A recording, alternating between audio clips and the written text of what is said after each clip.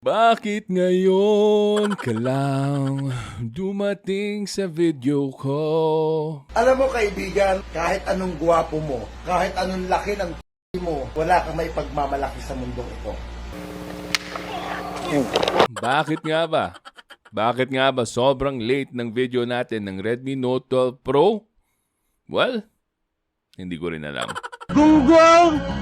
Barinig kita sa mukha eh! But anyway, jokes aside, guys, eto na, pag-usapan natin ng Redmi Note 12 Pro and kung sulit pa ba siyang bilhin ngayon. Dahil minsan, nagsisale na rin ito and nakikita ko, mukhang pwede na natin i-consider. Kasi initially, lumabas to, nasa around 17 to 18,000 pesos yung Redmi Note 12 Pro 5G.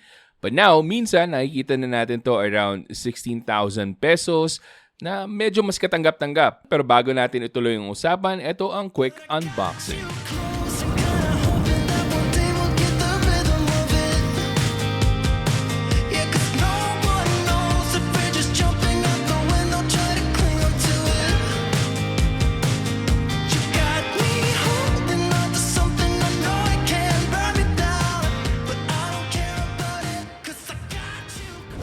Okay, so pag-usapan muna natin yung design and yung mga ports na makikita natin.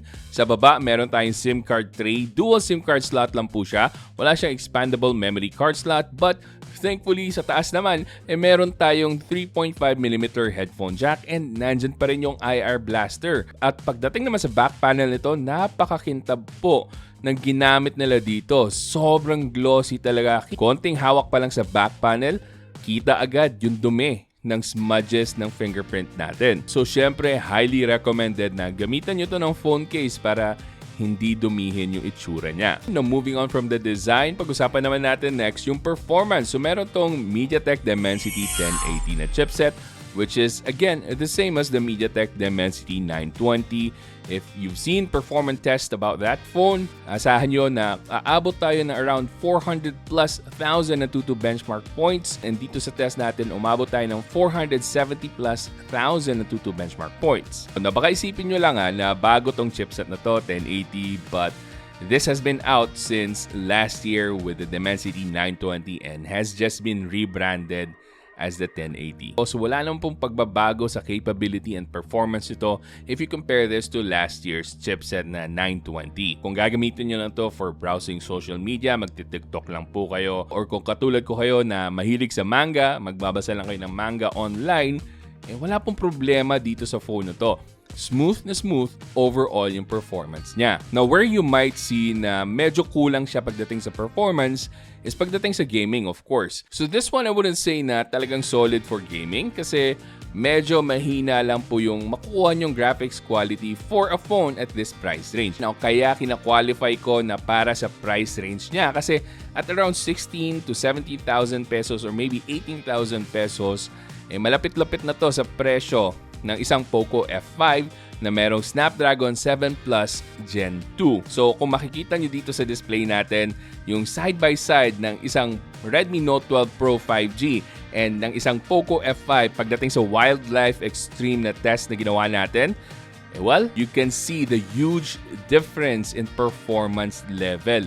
Ibang klase ang performance na makukuha nyo with the Poco F5 and that is by adding a few thousand pesos kung sakaling performance ang habol nyo. Pero take note guys, kung di nyo naman kailangan ng ganyang klaseng performance, okay pa rin naman yung performance ng Redmi Note 12 Pro 5G. Kayang-kaya niya pa rin namang patakbuhin yung mga games nyo. Ayun nga lang, with Genshin Impact, makikita nyo na naka-low lang yung graphical settings natin na ginamit. And even with low graphical settings, here and there, meron pa rin tayong frame drops na napapansin. Hindi pa rin siya kasing smooth if ever na yung mas malakas na phone talaga ang piliin natin. Now, pagdating naman sa Mobile Legends, makikita nyo na hindi pa nakasagad yung graphical settings nung tinest natin to. For me, okay lang yon kasi again, hindi naman to performance beast. Now, panghuling game na nasubukan ko naman dito is yung Call of Duty Mobile. Now, dito, wala akong reklamo. Smooth na smooth overall yung experience ko with this game. Kahit na nakasagad na yung graphics and FPS natin, okay pa din. Kahit na naka-VR mode tayo or even just the multiplayer mode, wala po kayong problemang ma-encounter dito. But take note guys na yung test na ginawa ko dito for gaming, hindi ko po sinagad. So, just casual gaming of 1 to 2 games per session ang ginawa ko kasi hindi naman siya built as a gaming phone. So, pwede lang yung casual gaming dito and I wouldn't recommend this kung hardcore gaming na pang matagalan talaga dahil, again, the MediaTek Dimensity 1080 is not really a beast performer pagdating sa games. Kung gusto nyo talaga ng total performance at almost the same price range, maybe consider getting the Lenovo Legion Y70 or maybe even the Poco X4 GT kung may mahanap pa kayo or magdagdag kayo ng konti para sa Poco F5. Susunod naman, pag-usapan natin yung display. So meron tong OLED, 1 billion colors, 120Hz refresh rate. Napakaganda po ng display nito for a phone at this price range. And ang pinaka nagustuhan ko talaga is that activated na agad yung Dolby Vision dito. So kung manonood ka ng mga Dolby Vision videos on Netflix, pwede activated po yan. Hindi tulad sa ibang mga phones na kahit na sinabi nila merong Dolby Vision support, hindi pa rin activated out of the box sa Netflix. So this one, pagka-install mo and log in mo sa Netflix, okay na agad, ma-activate na yung Dolby Vision, pwede mo nang ma-enjoy yan ng sagad-sagad. So wala pa akong reklamo sa display nito. Again, maasahan nyo yung infinite contrast, black is truly black. Yung saturation niya, tamang-tama lang po yung timpla and kung di naman kayo masaya dyan, pwede nyo pang i-adjust sa settings. Next up, pag-usapan natin ng masinsinan yung camera. So this one, I would say I would spend a lot of time dito sa review natin dahil ito talaga yung main focus nila dahil naka Sony IMX 766 yung sensor nito. So kung hindi nyo pa alam, itong Sony IMX 766 is a legendary na image sensor sa mga cameras, whether it was a flagship phone from last year or mid-rangers this year. Pag sinabi mo na agad, pag binanggit mo na yung Sony IMX 766, mataas yung expectations natin. Tulad na lang dito sa Redmi Note 12 Pro 5G. Na ipo-point out ko lang sa inyo guys na siguro ang weakest point talaga ng Redmi Note 12 Pro 5G is yung image processing capability na nilagay or ginagamit ni Xiaomi sa mga phones nila. So we're still not there yet pagdating sa good quality image processing sa mga Xiaomi devices. So let me give you an example. Tingnan nyo tong flower shot na pinapakita ko sa inyo. This one looks really washed out. So grabe, di ba? Kasi in person, nung tinitingnan ko mismo yung flower, it was very vibrant yung kulay niya. Pero nung kinuhanan ko na, eto na po yung resulta. But there are instances naman na maganda rin talaga yung kuha. Tulad na lang ng example nitong purple flower na to, nagpa-pop talaga yung kulay and yung definition and details ng image, kompleto. Wala kayong reklamo dito. You would think that this is a high-quality phone camera just by looking at this particular image. And marami pa akong mga samples na pinapakita sa inyo kasi ginamit ko to when I was in Hong Kong with my family. So, talagang ito yung isa sa mga tinest ko na phones. If you would remember yung live stream ko sa airport, sinabi ko mismo kung ano yung mga phones na itetest ko dun sa Hong Kong. So, talagang either hit or miss yung photo capability nitong Redmi Note 12 Pro 5G even though this has the Sony IMX 766 na image sensor. Now, another thing that I need to point out sa inyo is how bad the portrait mode is. Yung bokeh effect, yung edge detection capability ng Xiaomi phone, dito ko talaga nakita na ay medyo sablay. So, editor, I hope you're showing our viewers yung mga bokeh effect or yung mga blurred background na nasali yung edges or eto, yung sample picture ng Mrs. ko with her friend na meron pang nasama dyan sa background nila na tao mismo na dapat blurred yan kasi nasa likod nila mismo yan. So isa yan sa mga bagay na sablay sa mga Xiaomi phones and it's not just with the Redmi Note 12 Pro 5G. I've tested this with other phones from Xiaomi mismo with the Poco F5, F5 Pro.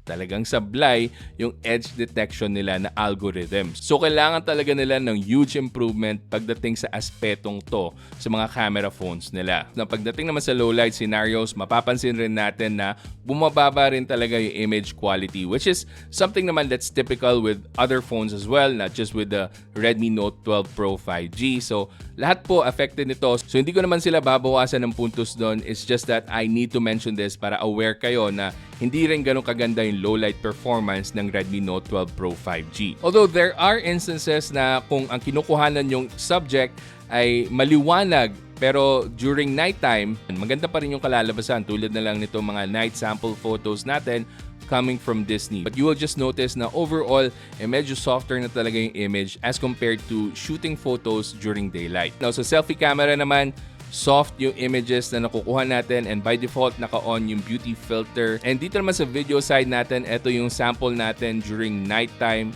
na nagsiselfie video tayo. Again, this one is in Disney. And makikita nyo na very soft yung nakuha nating quality na video dito. At maasahan nyo talaga yan pag madilim yung scenario. And hindi siya tulad ng ibang phone na automatic nag-on yung parang night light para mas lumiwanag yung mukha nyo. Dito, by default, wala po tayong any kind of lighting effect para mas lumiwanag sana yung image. Okay, so next up, pag-usapan naman natin yung 4K 30fps. Ito na yung mga pinapakita kong sample sa inyo. At automatic, for sure, mapapansin nyo agad na very shaky yung videos na nakuhanan natin dahil wala pong image stabilization, wala pong EIS.